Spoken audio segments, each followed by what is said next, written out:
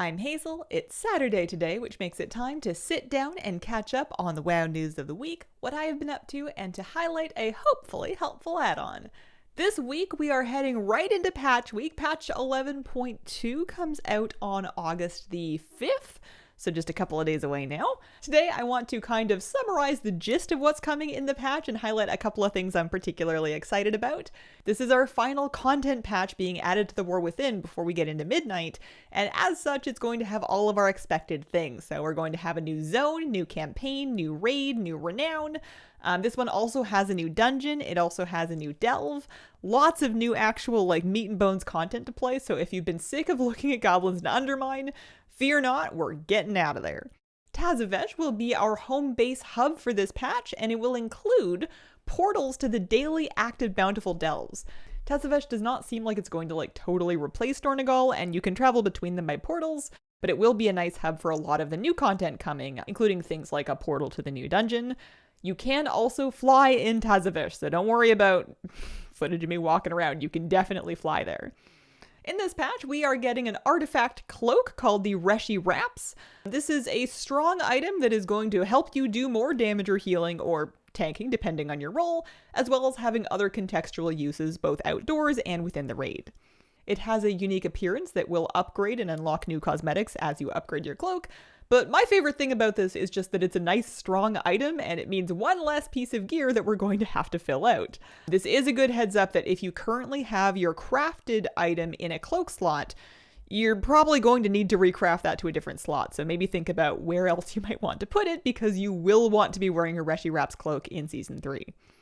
Next, the patch is bringing some major updates to your character bank. This is what your banks are going to look like after patch 11.2 goes live.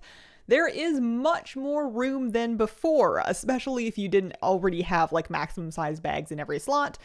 Your reagent bank and your void storage have all been repurposed into this, and there is enough room to accommodate everything. I like that in this new UI, you can kind of pick and choose to designate bags for categories of items. It'll make it easier for me to kind of sort out what my current gear versus random old teleport gear is. And it's always fun to have an opportunity to pick an icon for a tab out of the enormous list of icons. And then another thing that I'm very excited about for the new patch is all of the new mounts there will be to collect. There are lots of unique new models here. There are some really cool kind of purple void themed ethereal things, including our Gobtrotter, the Mythic Dimensius mount, which is a 2 years from now me problem. I particularly want these Karok Eagle mounts. I think those look really pretty, and those are available in a variety of colors. I think mount collecting is going to be quite fun next patch. Blizzard talks a lot in the preview about things like phase diving with your Reshii Wraps cloak, and Ecodome Aldani and restoring it to biodiversity, and I'm sure all of that will be great, but it does all seem like it mainly boils down to, regular quests and activities and collecting. I think that they're great, and I'm sure it'll keep me busy. It is probably more a me problem than anything, but I can't help but feel a little bit, at least right now, that this patch is going to be kind of a midnight waiting room, or at least for me, a waiting for player housing waiting room, because this is not the player housing patch. That is going to be coming ahead of the next expansion, but not with this patch. So as lovely as all of these things look, it's hard when you just want to move around side tables. Other things going on in Live WoW this week. The trading post for August is up. They did release a preview a day before it went live, and we have this awesome chess set theme. If you fill the bar for this month, you'll get the Prophetic Grandmaster board mount. It flies. It's very Karazhan. There's also a gold version of this that you can purchase for Trader's Tender at the Trader's Post if you like. I have developed this personal problem with the trading post where I went from having no tender and spending it all every month to now I can barely buy anything. Because I feel if they're gonna make tender so scarce and we're never gonna have enough to buy anything, then some weird rebellious part of me is all right, then fine, I'm not buying anything. So I've been saving up tender for, I guess, the apocalypse.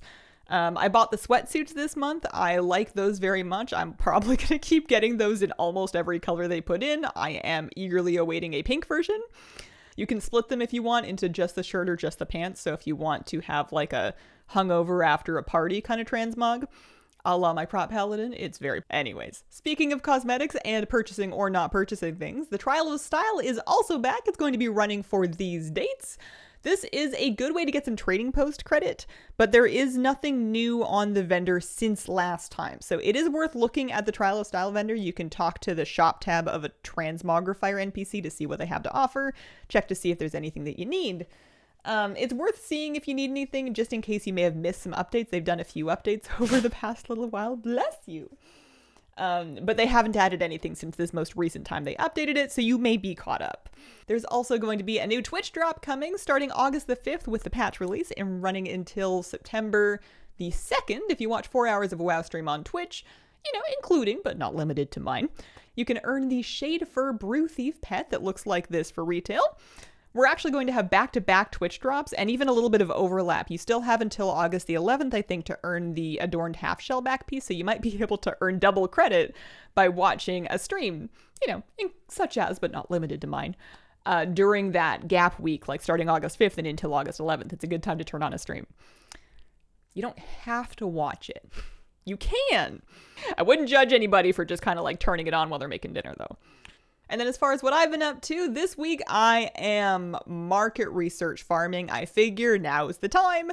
Actually, the time would have been like earlier in the week when there was all kinds of like crazy world quest farms for it that later got hotfixed. But for now, it's basically just go to a scrap pile, dig the scrap, and then go to the next scrap pile. Ideally with a big raid group of people that's always going to fill the bar. I figure there's groups up that are active for it right now. We've got the event up with the rep buff up that's active for it right now. We have Dark Moon Fair buff starting on Sunday, so that's going to be the good time to turn in all of that market research for rep. And it's the last week before patch, so like what else am I going to do? If there was ever a time for me to do this, and I do want to, because the long black coat transmog, this thing looks awesome, and if I'm going to get it, now's the time. So that's what I'm doing. It takes about 2 minutes, maybe 3 minutes to do a trash pile because they're up for 2 minutes plus travel time. You get about 10 to 15 market research per trash pile, and you need right now 100 market research to get 1,000 rep, which makes the math easy. You'll get a bit more rep, I guess, 1,100 rep with Dark Moon Fair. It's a decent amount of rep over time. Just don't, if you're starting from scratch, just don't do the math on how much time you'll need to actually be farming those scrap piles, or otherwise you might talk yourself out of it. And that brings us to our add-on highlight of the week, with a quick note that I may need to at some point start highlighting other stuff, just because I don't think I'm going to have 52 add-ons a year to highlight. I may need to repeat some, and I'm sure some people don't watch every video, so that's probably fine. But we are 8 weeks in, and I am already scraping the bottom of my barrel. But we found a good one. This add-on is called Waypoint UI. And what this does is it works with your in-game waypoint system, but just looks better. It makes it more visible. I recently picked this one up on a recommendation, and it basically just replaces the regular waypoint polyhedron with a more visible indicator. Big beam, it'll label it, it's easier to see on the UI, it doesn't blend in quite so much. I have found this particularly useful for marking things like world quests and scrap heaps on the map in Undermine, and then having that like big glowing beam to follow while I am haphazardly driving myself towards it. Already, we have the functionality to just click on an objective like a world quest, and then you'll have the tracking, like the waypoint tracking, lead you there. But this add-on makes it much easier to actually see it on your map when you're traveling.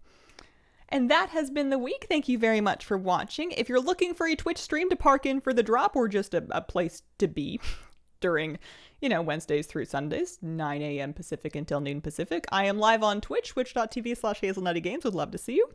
Thanks so much for watching, and I hope you have a wonderful, wonderful day.